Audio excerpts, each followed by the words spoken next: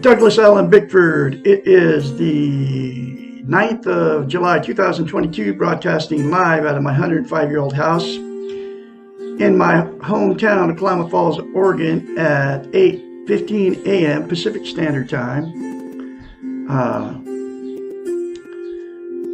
Klamath Falls, Oregon is the gateway to Crater Lake National Park, one of the 7 wonders of the world. You ought to come and check it out. I am on Facebook Live and YouTube. Good morning to all my friends out there on YouTube and Facebook. Teaching you how to be positive, how to get out of abusive relationships, how to get in a healthy relationship, how to find internal peace, and how to attain self-esteem. And that'll give you all those things, and then you will be positive about how you are, where you are, and what you are, okay? And to the world around you. You won't change the world by being positive, but you will change your world, okay? And to do that, you have to attain, like I said, a thing called self-esteem. It's also known as self-worth, self-confidence. It's how you feel about yourself inside. Here's what you can, this is what self-esteem is. Most people don't even know what the 2 words even mean. We've all been in romantic relationships. When you first meet that person, you got that good feeling. It's like, woo, you're on cloud 9. That person's on cloud 9, you're on cloud 9. You met the love of your life. You're never going to separate. They're your soulmate. You're going to die together. You're bragging to all your family and friends about how great these people are, right? That's how good that feeling is. But what self-esteem is that good feeling towards yourself, okay? And Dr. Susanna McMahon wrote this book in the 90s. She's 73, lives in Madrid, Texas with her husband. It was published in 1992. It doesn't have chapters. It's got the book's written in question form. I call them lessons. Every lesson in this book talks about how we've been trained and taught not to have self-esteem, self-love, self-confidence, self-worth. And it comes from the social media. Now it comes from the social media. Back then it came from the televisions, the state governments, the churches. Okay. She has a doctorate in psychology, makes her a psychiatrist. She also has a master's in philosophy. And she's had thousands of clients. She's a therapist, a counselor for many years out of her life. I'm not sure what she's doing now, but I am her spokesperson because she knows where to be found. In order to attain a healthy mind, we have to have self-esteem. And as a psychiatrist, since she went to school for 10 years to become a psychiatrist, what a psychiatrist is, they study the science of the mind, how the brain functions. So, and she knew and knows that nobody's teaching self-esteem, and that you have to have self-esteem to have a healthy mind. Okay. So clients would hire her and pay her big bucks as a psychiatrist to fix their unhealthy mind. And she knew that nobody was teaching how to attain self-esteem, and she knows that you can't have a healthy mind without it. So she had to come up with a way to get her clients to give themselves self-esteem, because nobody can give you self-esteem except for you. So anyway, here is that very simple concept that she came up with to give her clients self-esteem. And it works. It worked on me. Because I am one of her clients now. She's my psychiatrist. She's my therapist. And she has been for about 19 months now. Okay. But here it is. Say 4 things to yourself in the mirror instead of criticizing yourself. I love you. I love my inner child. I'm worthy to be loved, worthy to love. I am full of goodness. Those 4 things to yourself in the mirror daily will give you a thing called self-esteem, self-worth, self-confidence. And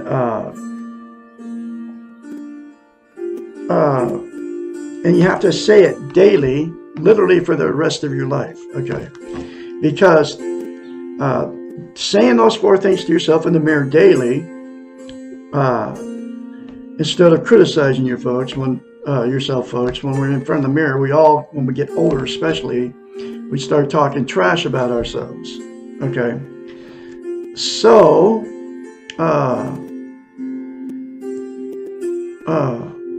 you have to practice it daily. You have to say that. In other words, you have to say it for the rest of your life. Those 4 things. Because to maintain it, it's like lifting weights. Okay. If you start lifting weights and you stop, you have to start over from scratch. Self-esteem is the exact same thing for the brain to maintain it. So you have to say it every day, literally for the rest of your life. It'll take you less than 10 seconds. I love Douglas Allen Bickford. I love my inner child. I'm worthy to be loved. The way that you love, I am full of goodness. Okay, it'll give you self-esteem on steroids. I kid you not.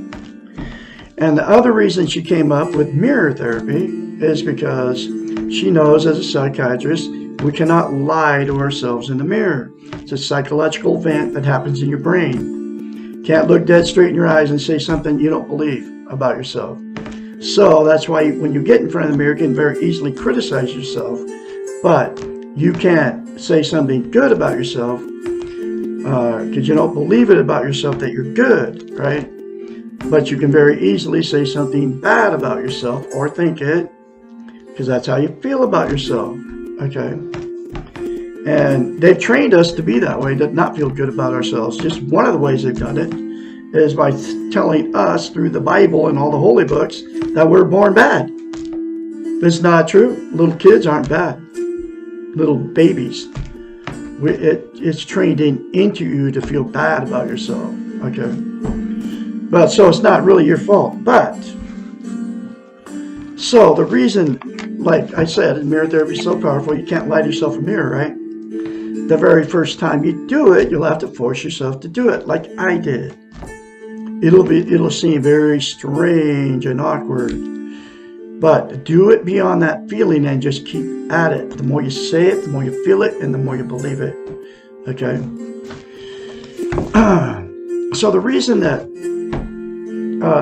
it's so vital that you attain and maintain self-esteem is this.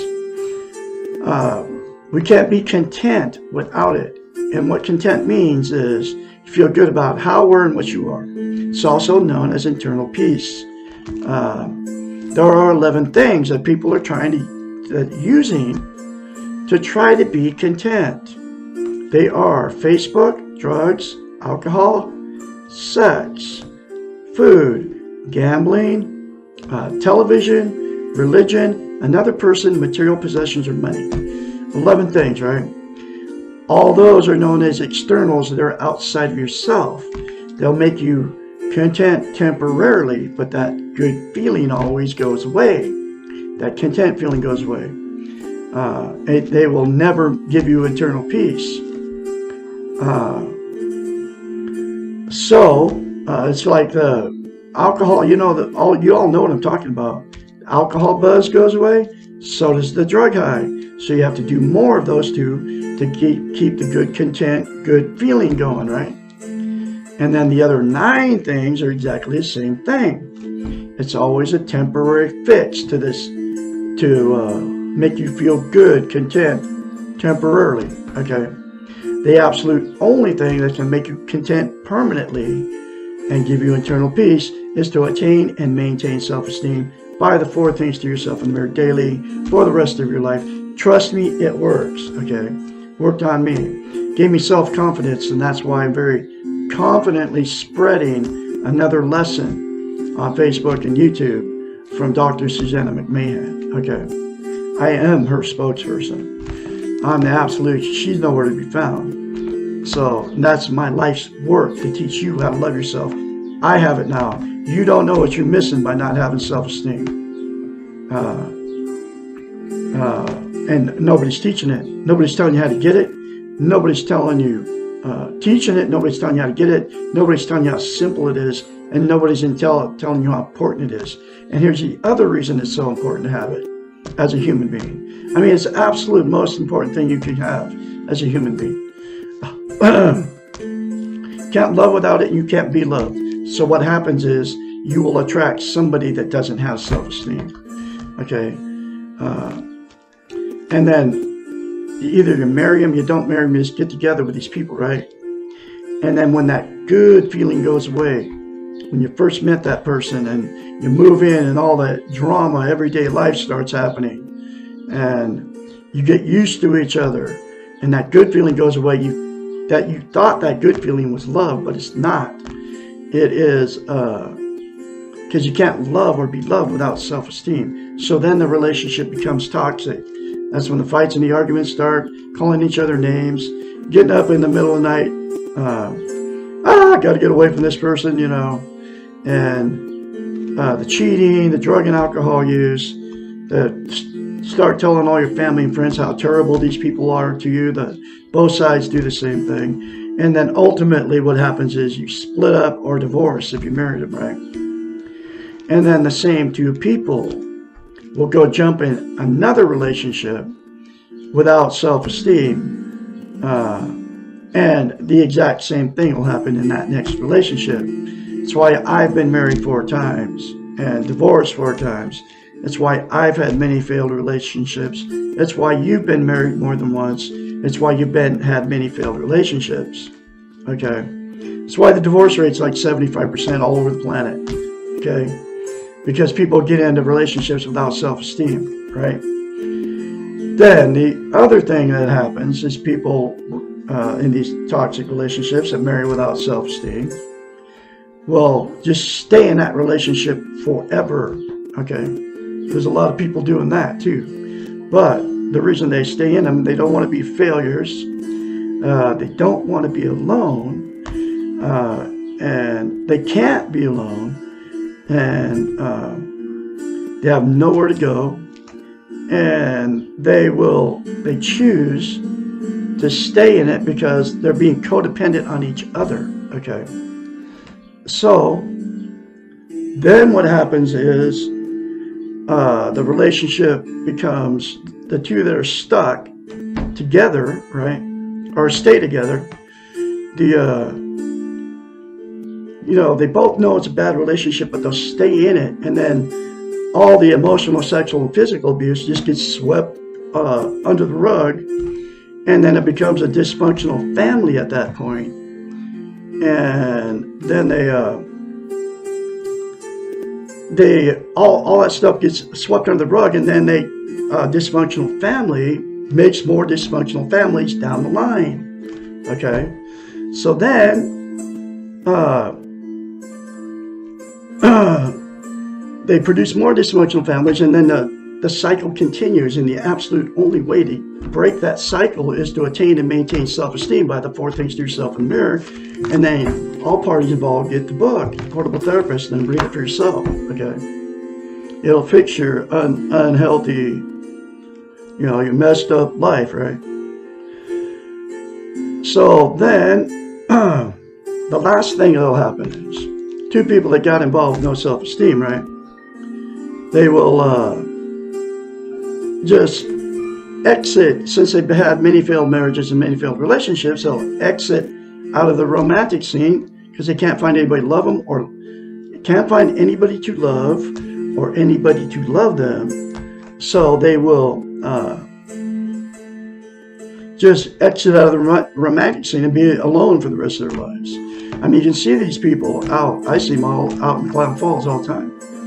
They're like, they'll use the 11 things to try to be happy, but they'll be just as miserable alone as they were in that relationship. And then they'll, sit in front of the boob tube all the time, or whatever they do, drugs and alcohol use and all that. So anyway, but the solution in my style of therapy teaching, I am really a self-taught therapist. I really am. I mean, I'm a self-taught psychiatrist. Okay.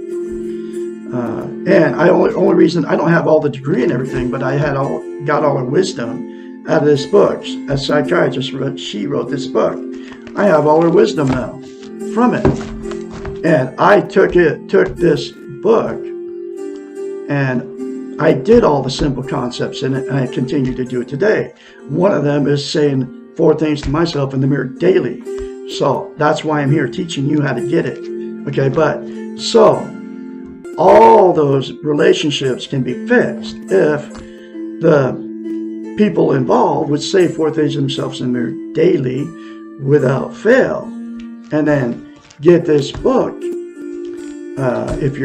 and go through the many concepts in it. If you're in a toxic relationship with a person, and go through this book together and it'll fix that toxic relationship. I kid you not. And if the other person doesn't want to change, then you can, the other person doesn't want to change, right? You can, it'll give you the strength and courage to get out of that toxic relationship. Okay. And be able to live alone. And be able to not have to jump back in another relationship to be happy, to be content, right? So anyway, that's the good news. So I'm going through this book, The Portable Therapist, 1 lesson at a time. Here's that next lesson. Why can't I stand up for myself? Lesson 54, or 52. The fear of being assertive or standing up for ourselves is most often related to our training on how to be good or nice. And here's where that training thing comes in. Every lesson in it talks about how we've been trained to talk, not to do stuff. One of them is to love ourselves, right? Because our training has not taught us how to love ourselves. We have focused our time and energies on people-pleasing behaviors in order to be loved. We have been trained to believe that others will become angry and withdraw from us if we express opinions contrary to what they are saying. It becomes easier to agree and withhold our own rights, choices, and feelings rather than risk abandonment. We think that if we go along, then we will be loved and taken care of by these others. The paradox here is that usually people pleasers become a pain to those around people. Let's see, wait a minute. We have been trained to believe that others will become angry and withdraw from us if we express opinions contrary to what they are saying. It becomes easier to agree and withhold our own rights, choices, feelings, rather than risk abandonment. We think that if we go along, then we will be loved and taken care of by these others. The paradox here is that usually people pleasers become a pain to those around them. People stop believing in all that niceness and begin to wonder if there is a real person in there. And people who never assert themselves become a lot of work for others because no one, including the people pleaser, knows what they really want or need or feel. The end result is usually exactly what the people pleaser is trying to avoid: abandonment, either emotionally or physically. Not standing up for ourselves means exactly that, literally and figuratively. It means that we do not feel worthy to be in this world and to hold opinions and thoughts and feelings and rights. Asserting ourselves means putting ourselves forward and expressing who we are. I've learned how to do all this stuff, okay? It does not mean because I took her words and I applied them to my life, and I still do to this day. It does not mean being pushy or aggressive. The bully is as insecure as the people pleaser. It is no coincidence how these opposites attract each other. We can easily recognize how the bully is self-centered, but we can also recognize the self-centeredness in the people pleaser.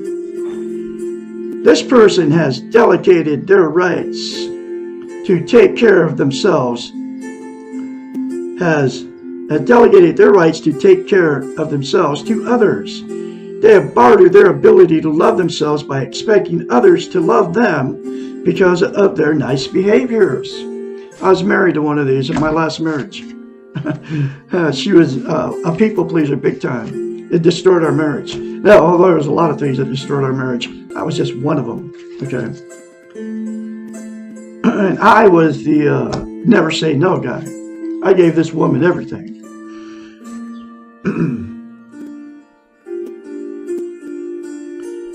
They try to have others around them assume the responsibility for their lives by never taking charge of their own lives. They are self-centered because they are using their people-pleasing behaviors to fulfill their own needs. These people are more concerned with appearing nice than they are with dealing with the reality of life. They begin by being lovingly manipulative, doing something in order to get something back, and end by being resentful and feeling abused. Niceness is not the same as goodness. Being passive, going along when you don't want to, agreeing when you secretly disagree, have a high price. These people-pleasing behaviors do not work. They stop others from trusting us, from relating with us in an honest way. Not being assertive leads to resentment. Resentment with ourselves for not having our needs met, and resentment in others for having to take care of us. Wow. It is not real to always be nice. It creates a complicated and eventually destructive circle of negative behaviors. This stuff's all true, folks. You all know what I'm talking about. You've been with these people, or you might be one. Okay. But by saying 4 things to yourself in the mirror, it can change your whole world. Okay. Stop being so damned nice. This is from a psychiatrist, right? This is what she told her clients to do. And this is what I'm telling you to do too. Because I'm going through her book. I am her spokesperson. It ain't coming from me. But it works. It worked on me. Say what you really think and feel. The world will not fall apart when you really express yourself. The paradox is that being real and open and honest is much more simple than being what you think other people want you to be. Remember that others have the right to choose, and they may not choose to agree with you. Allow yourself to disagree, to stand up for yourself, and allow others to do the same. This results in a much simpler and saner way of being. No matter how nice you try to be, everyone will not love you. I'm finding out all this stuff too. That is okay if you love yourself. I do love myself now because of the 4 things to yourself in the mirror, and you can all get the same thing too. And the people who do love you will know and love the real you, and that is the only one worth knowing. Assert yourself. Stand up for yourself. You are here. You are real. Let the world know it. Woo! There's another very life-changing message for you, folks. And I'm going to have another lesson for you tomorrow, which is lesson 53. Why can't I say no?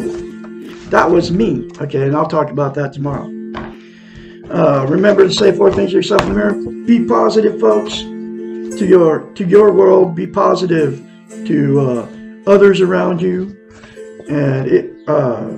But be positive to yourself first by attaining and maintaining self-esteem. Then everything else will flow into place. You will be positive. Guaranteed.